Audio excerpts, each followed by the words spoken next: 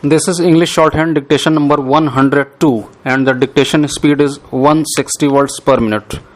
Ready? Start.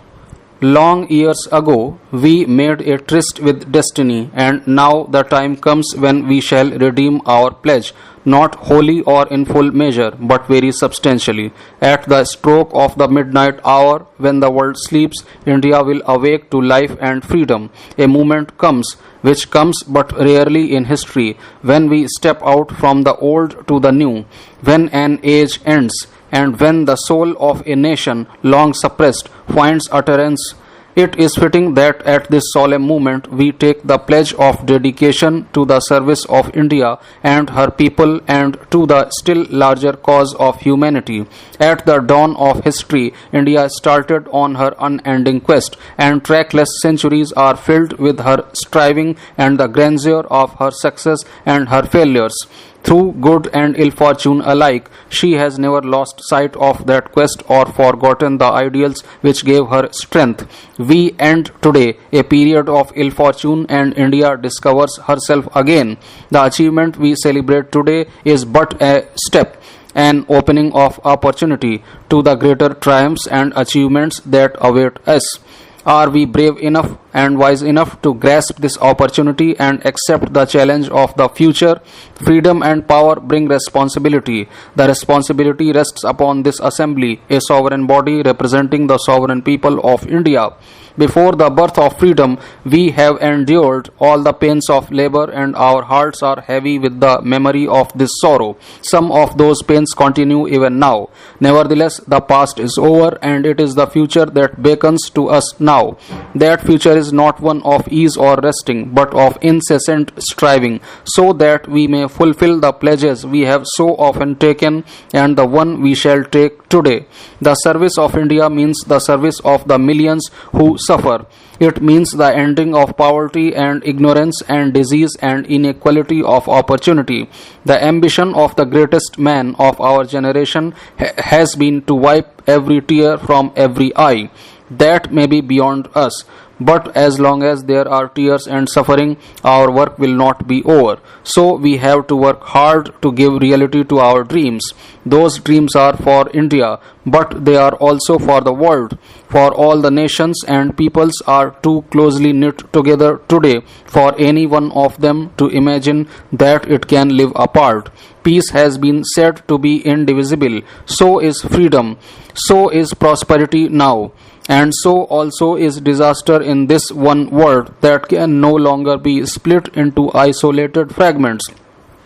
To the people of India, whose representatives we are, we make an appeal to join us with faith and confidence in this great adventure. This is no time for petty and destructive criticism, no time for ill will or blaming others.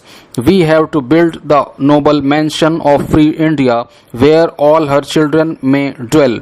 The day appointed by destiny has come, and India stands forth again after long slumber and struggle, awake, vital, free, and independent.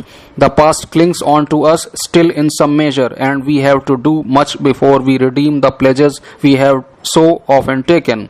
Yet the turning point is past, and history begins anew for us, the history which we shall live and act and others will write about.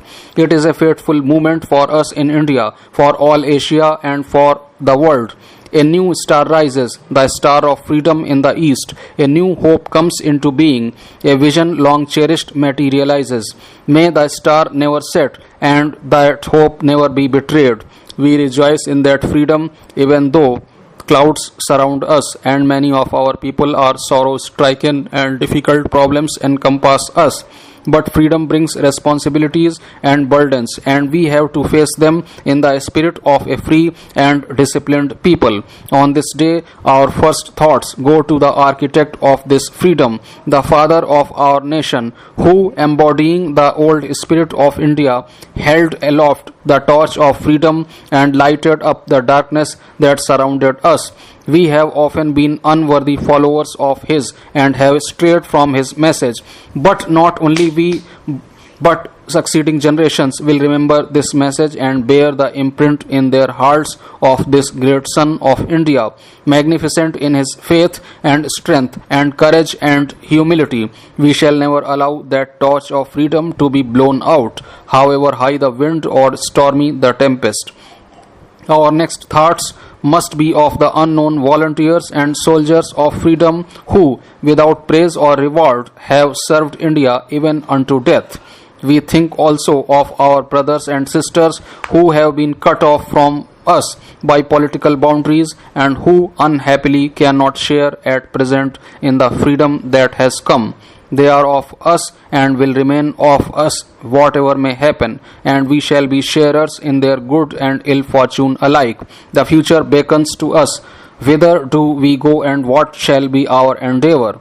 To bring freedom and opportunity to the common man, to the peasants and workers of India, to fight and end poverty and ignorance and disease, to build up a prosperous, democratic and progressive nation, and to create social, economic and political institutions which will ensure justice and fullness of life to every man and woman. We have hard work ahead. There is no resting for any one of us till we redeem our pledge in full, till we make all the people of India what destiny intended them to be. We are citizens of a great country on the verge of bold advance, and we have to live up to that high standard. All of us, to whatever religion we may belong, are equally the children of India with equal rights, privileges, and obligations. We cannot encourage communalism or narrow-mindedness, for no nation can be great whose people are narrow in thought or in action.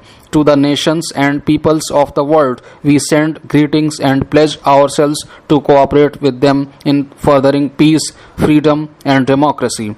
To India, our much loved motherland, the ancient, the eternal, and the ever new, we pay our reverent homage and we bind ourselves afresh to her service. Honorable Chairperson, sir, I think that it is a matter of great misfortune for parties like mine. I do not know whether the cash of rupees 1 crore that was shown here is genuine or not. But I think it is extremely unfortunate that nothing else this rupees 1 crore is seeking to buy the silence of parties like mine who are not being given an opportunity to speak in a correct manner in this house. I have been a member of this house for 10 years and I have never disturbed this house in these 10 years. I have sat with them and I have sat on this side and I have never disrupted a speaker, and yet they do not have the courtesy to listen to what I have to say. I am a Muslim and I am an Indian. I see no distinction between the two. I see no reason why I, as a Muslim, have to fear a deal between India and the United States of America. This is a deal between two countries. We hope it is a deal between two countries that in the future will be two equals. Sir, the enemies of Indian Muslims are not the Americans, and the enemies of the Indian Muslims are not deals like this. The enemies of Indian Muslims are the same enemies that all the poor people of India face. That is poverty and hunger, unemployment, lack of development, and the absence of a voice. What we are against is the effort being made to crush our voice. I am not a member of the UPA and I do not aspire the membership of the UPA. But I am extremely unhappy with the way in which my friends in the left have taken on this self-imposed position of being the certifiers of who is secular and who is not.